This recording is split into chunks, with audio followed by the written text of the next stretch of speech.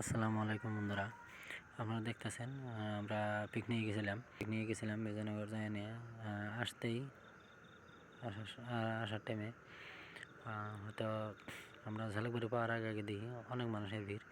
পরে অন্তি আর কি করলাম, ঝালুকবাড়ি ব্রিজের উপর দিয়ে আহে নিয়ে পাওয়ার সাইডে গাড়িওয়ালায় এই করলো অল্প আগে যাই নিয়ে আপনার দেখতে আমাকে নামিয়ে দিল।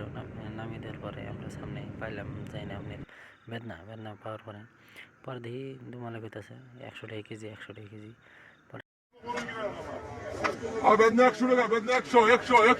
কইলাম তেল আর আমরা ঠুকুম গাঙ্গ দেন 10 কেজি।